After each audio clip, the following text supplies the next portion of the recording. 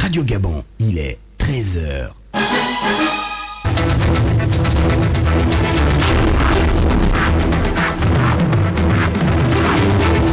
Le journal. Madame, Messieurs, bonsoir, bonjour et bienvenue à cette édition d'information 13h dans les studios de Radio Gabon. Au sommaire de votre 13h, les préoccupations des populations de Pointe-Claire dans le 2e arrondissement de la commune d'Ovendo. Outre l'insécurité qui sévit depuis plusieurs années maintenant, le quartier manque d'eau potable, d'éclairage public. Seul motif de satisfaction, le bitumage par les pouvoirs publics de la route principale, longtemps restée en piteux état.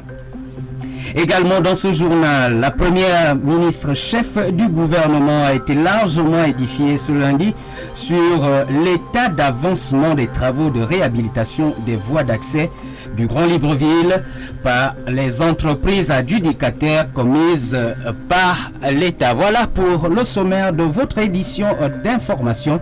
Le développement, c'est juste après ceci.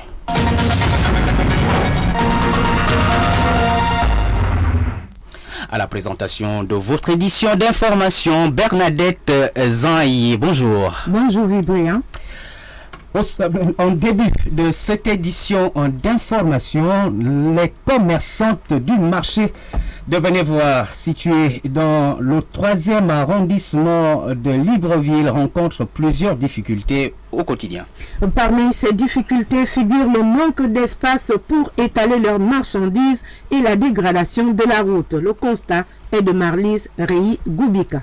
C'est un véritable calvaire que vivent les commerçants du marché de Venez-Voir dans le 3e arrondissement de Libreville. Depuis plusieurs années, ces vendeuses à ciel ouvert ont du mal non seulement à trouver un endroit décent pour écouler leurs marchandises, mais aussi de se faire un bon chiffre d'affaires à cause du mauvais état de la route. Nous avons fait les cotisations pour mettre un peu de la terre ici. Là. On n'a jamais vu une personne ici pour venir nous dire on vous fait le marché quelque part. Et c'est comme ça que le propriétaire d'ici, là, il nous fait aussi le bruit. Si ça lui pique tout de suite, là, il vient nous dire d'enlever les choses, il veut passer avec sa voiture. Nous n'avons pas de place. Depuis là, les camions nous refusent d'entrer. Vous-même, vous voyez l'état. On a beaucoup perdu. Même la semaine passée, un camion est tombé là, vu l'état de la route. Donc, beaucoup de chauffeurs n'acceptent même plus de venir nous décharger ici.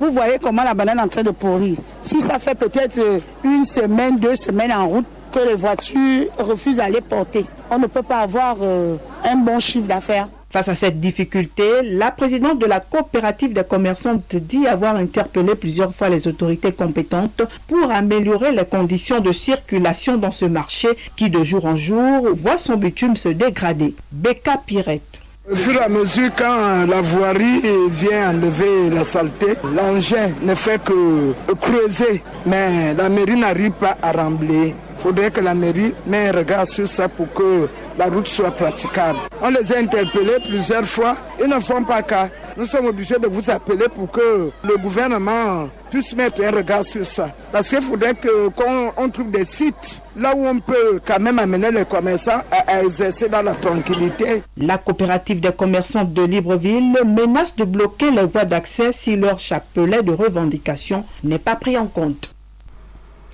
Et l'état de réhabilitation du réseau routier du Grand Libreville au cœur des préoccupations et d'un échange à la primature entre la première ministre et les responsables des entreprises. C'est l'objet de la séance de travail que Rose Christiane Osuka Raponda, le chef du gouvernement, a présidé hier en présence de notre reporter Raymond Savou. À quelques semaines de la livraison des travaux de réhabilitation du réseau routier du Grand Libreville, Rose Christiane Osuka Raponda, la chef du gouvernement, vient d'être édifiée sur l'évolution du chantier confié à plusieurs entreprises spécialisées dans le domaine des BTP. Seydou Khan, directeur général de la société Consortium International des Travaux Publics.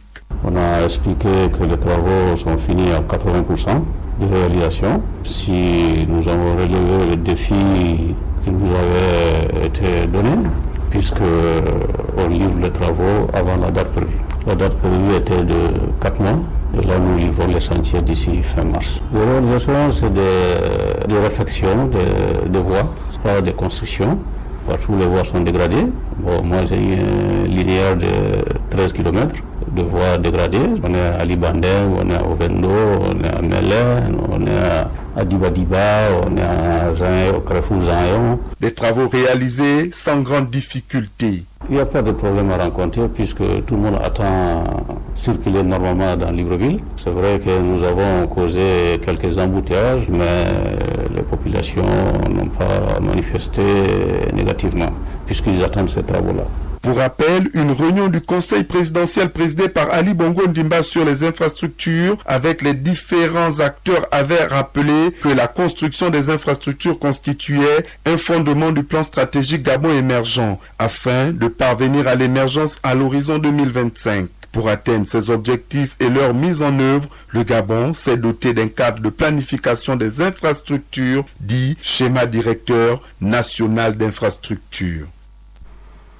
La suite de cette édition d'information, nous allons dans le 2e arrondissement du quartier de la commune d'Ovendo, le quartier Pointe-Claire, privé de services sociaux de base. Une situation difficile que connaissent les populations de ce quartier, contraintes de parcourir plusieurs kilomètres pour s'approvisionner en eau, comme nous le confirme Lauriane Meza de notre rédaction. Difficile de bien vivre à Pointe-Claire, ce quartier est presque privé de tout. Pour avoir une goutte d'eau potable, les populations opèrent deux choix. Le premier, recourir au puits, et le second, se rendre à Minoubé, un quartier situé à plusieurs kilomètres de là. À cela s'ajoute l'absence d'un réseau électrique, d'un centre médical et d'une école publique. Le chef de quartier, Pierre Koumba Kassa. Nous sommes confrontés à pas mal de problèmes. Le manque cruel d'eau potable. Nous avons également celui de l'électricité. Le problème de l'insécurité soit pris au sérieux. L'éclairage public. Parce qu'il faut avouer que les gens se connectent depuis Mindoubé. Nous comptons sur le gouvernement qui a même de voir les problèmes de tous les administrés.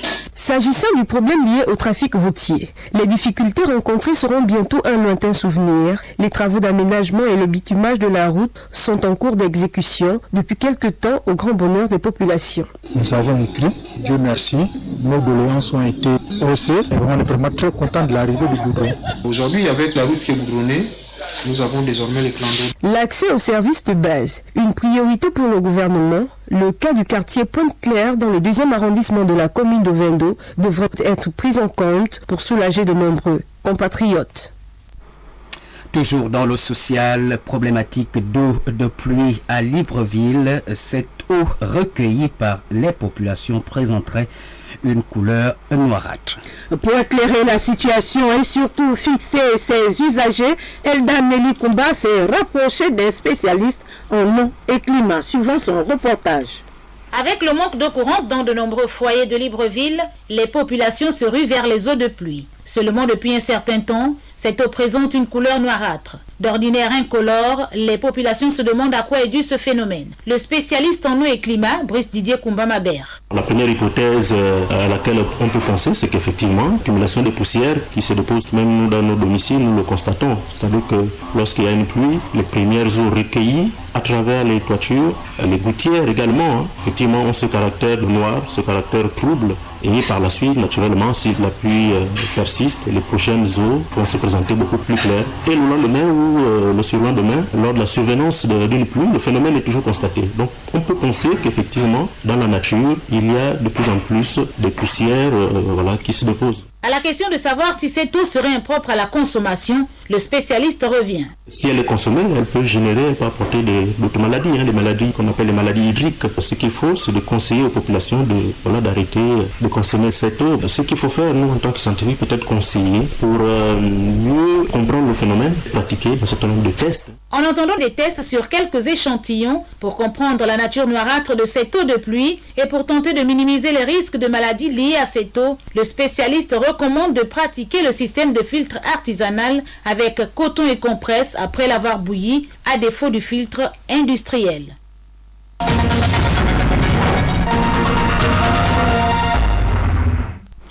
Les violences en milieu scolaire au menu d'une conférence de presse animée hier à Libreville par Emmanuel Vemba, directeur général de la société Encadrement Plus, pour venir à bout de ce phénomène qui se pérennise dans le système éducatif au Gabon. Face à la presse, Emmanuel Vemba a proposé une série de mesures à l'endroit des pouvoirs publics. Assistait à cet échange pour Radio Gabon, Arnaud Ndoyengozogo. Les propositions du président du Congrès des agents publics, parapublics et privés de l'État, par ailleurs directeur général de la société Encadrement Plus en vue de venir à bout de la violence en milieu scolaire, s'inscrivent sur le moyen terme. Emmanuel Mbemba. À moyen terme, l'ouverture d'un tribunal spécial pour mineurs, la construction d'un centre de rééducation, de réinsertion, de réadaptation et de réorientation socio-familiale et professionnelle en vue de la réinsertion des mineurs en prévention ou adeptes des violences scolaires. La proposition d'un audit des bourses allouées et non payées aux élèves méritants du secondaire général et technique depuis 8 ans s'avère nécessaire car cette somme peut servir à la construction des structures scolaires, des internats d'insertion et de réinsertion scolaire et sociale au Gabon. La réactualisation en urgence des carnets de liaison et l'uniformisation du règlement intérieur est d'une importance capitale pour tous les établissements en République gabonaise. Les violences en milieu scolaire ont été amplifiées ces derniers jours dans notre pays, avec les bagarres rangées entre les élèves du lycée technique national Omar Bongo et ceux du CS de Vendo, les actes orchestrés à l'extérieur du lycée d'application Nelson Mandela et les vidéos à connotation pornographique ayant circulé sur les réseaux sociaux. Des événements malheureux qui amènent le président du CAP à faire cette plaidoirie. Le bureau régional de l'Union internationale des républiques assimilées Afrique francophone, l'Union syndicale des enseignants du Gabon USEG, le Congrès des agents publics, parapublics et privés de l'État CAP, le Conseil national des parents d'élèves du Gabon demande le déploiement effectif des assistants de prévention de risques et de violences d'encadrement de sécurité en milieu scolaire formés par la société Encadrement Plus dans les établissements dans les tout prochains jours. Le 11 février prochain, les responsables de la société Encadrement Plus vont entreprendre une mission de reconnaissance des sites scolaires et foyers dangereux au sein desquels les assistants de prévention scolaire vont être déployés. Et nous restons en milieu éducatif avec ce mot d'ordre de grève lancé par la Convention nationale des syndicats du secteur éducatif. Un mouvement non suivi à l'exception de quelques établissements de la capitale. Le constat est de Rokia Amogo Moneme. Le mouvement de grève lancé par la Convention nationale des syndicats du secteur éducation n'a pas eu les résultats escomptés. Dans de nombreux établissements, les cours ont bien été dispensés, à l'exemple du lycée Emmanuel Yégué et le lycée Georges Mabignat où nous nous sommes rendus. On a eu cours, les enseignants sont venus aux heures respectives. On a eu cours de maths 2 heures, après on a eu cours de philo 2 heures. On a eu 3 cours aujourd'hui, on a fait nos 3 cours comme d'habitude. Les 3 enseignants étaient présents jusqu'à l'heure normale. S'il y a eu un mouvement, on ne sait pas. Nous avons commencé depuis 6 heures. Nous les surveillons. Nous sommes encore là. On va terminer à 18 heures. Mais selon le délégué général de cette centrale syndicale, lui Patrick Mambo, les cours n'ont pas été donnés dans plusieurs établissements et même à l'intérieur du pays. Nous avons le CES d'Alinakeri, par exemple, au niveau de la province de Sueur, qui est bien fermé. L'école sino-gabonaise de Mélène, qui est également bien fermée. Au niveau de l'intérieur du pays, nous avons des informations au niveau du seul établissement secondaire de Mélounu, qui est également fermé. Et dans tout le Gabon, les informations sont les mêmes. Malheureusement, ce que nous déplorons, c'est que la tutelle a donné des instructions. C'est-à-dire que les élèves viennent, même lorsqu'il n'y a pas d'enseignants, on donne l'impression qu'il y a cours et on garde les enseignants dans les établissements. Pour la CONACED, le mouvement de grève est bien suivi. Cette grève de la CONACICED fait suite à l'arrestation de leur collègue, directrice de l'école communale de Kango, depuis le 29 janvier 2021. Le centre médical d'Ntoum a organisé le week-end écoulé des consultations gratuites sur les maladies de la peau. Une opération salutaire qui vient soulager les compatriotes confrontés aux problèmes dermatologiques. D'Ntoum, nous avons la correspondance de Maurice Mungonga. Les consultations gratuites effectuées par une dermatologue venue de Libreville ont été organisées par le chef du centre médical de Ntoum, le docteur Eugénie Chimène Aura, épouse Engon, satisfaite du bon déroulement de cette campagne médicale, une action humanitaire et sociale. Nous avons beaucoup de patients qui viennent pour des problèmes de peau et souvent nous les mettons sous traitement, mais nous constatons qu'il y a une persistance de ces symptômes. Donc nous avons jugé utile qu'il était mieux qu'un spécialiste puisse consulter ces patients pour une meilleure prise en charge. Et nous sommes satisfaits de l'affluence des populations qui ont répondu massivement à l'appel pour se faire consulter. Au cours de ces consultations gratuites, la dermatologue, le docteur Lise Carmen Sadibi de l'hôpital militaire de Libreville a constaté que de nombreux compatriotes souffrent des pathologies de la peau. La pathologie la plus fréquente pour l'instant c'est la scabiose, ce qu'on appelle en fait la gale. Le parasite il est présent, les populations en souffrent. Donc ce qu'on appelle vulgairement les gratigrata. On a fait les prescriptions, on espère que ça va suivre. Quelques patients rencontrés sont repartis satisfaits de cette campagne médicale. C'est une bonne initiative, pourvu que ça continue comme ça. J'ai été très bien reçu. C'est vraiment bien pour ce que le Gabon est en train de faire. Vraiment, il y a beaucoup qui sont dans les villages, qui n'ont pas la possibilité d'aller voir les dermatologues. Vraiment, nous bénissons Dieu pour le docteur qu'on a envoyé en Toum pour nous consulter. À travers cette journée médicale, le docteur Aura et l'équipe de sa structure sanitaire répondent là favorablement à l'appel à la solidarité du chef de l'État, Ali Bongo Ondimba, envers les couches sociales vulnérables et en situation de précarité. Depuis le centre médical d'Ontoum, Maurice Mungonga pour Radio Gabon, la référence.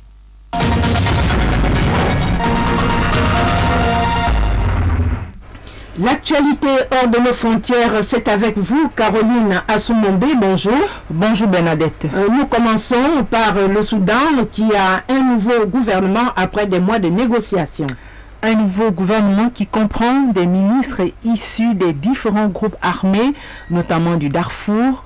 Au total, 25 ministères dont les membres sont des anciens chefs rebelles, des militaires et des membres de l'opposition sous Omar el-Béchir. Selon le Premier ministre de ce pays, ce gouvernement a été formé sur la base d'un consensus politique issu d'une longue réflexion. Le but est d'éviter l'effondrement du pays. Enfin, au Tchad, une dizaine d'opposants sont en détention après des manifestations contre un 6e mandat du président Déby. 14 au total, ils ont été incarcérés hier et seront jugés pour avoir bravé une interdiction de manifester samedi dernier, jour de l'annonce de la candidature du chef de l'État à un 6e mandat en vue de la présidentielle du 11 avril prochain. Ces opposants réclamaient une alternance au pouvoir et davantage de justice sociale.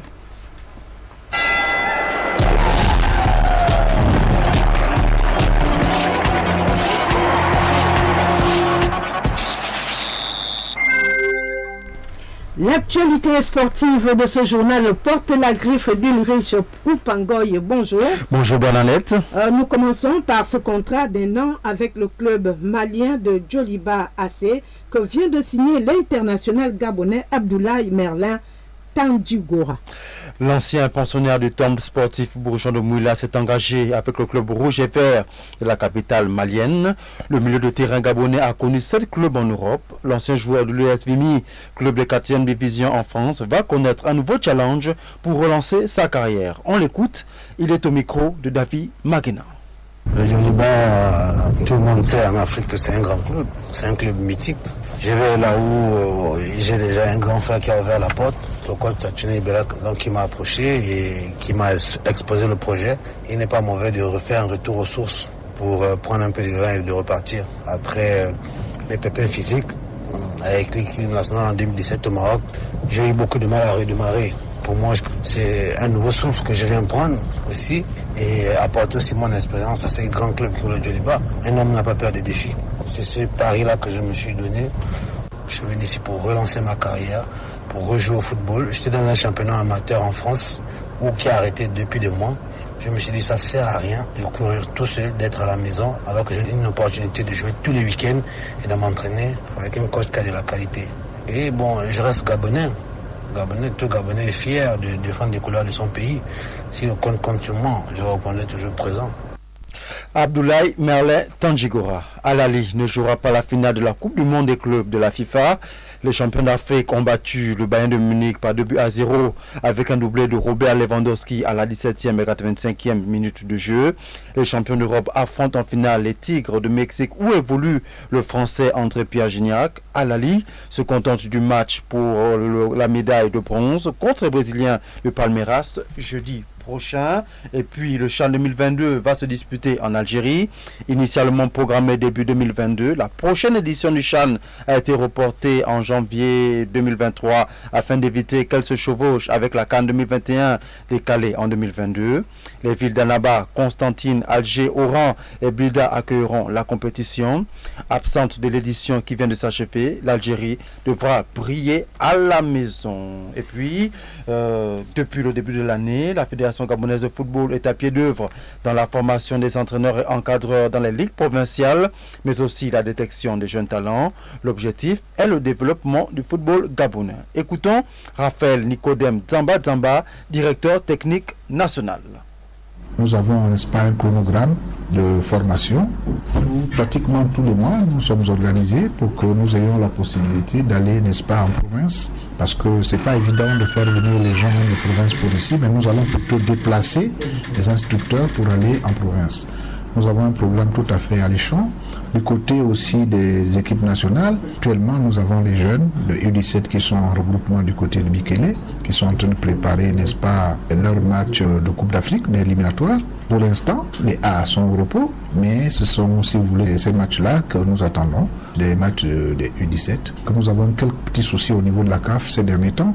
Les programmes, nous ne les avons pas. C'est vraiment au compte-gouttes vraiment que nous avons ces programmes-là. Du cyclisme, pour terminer, le jeune international gabonais Yves Toussaint Mwanga Anguilé a été invité à participer à la 3e édition du Tour du fleuve Sénégal.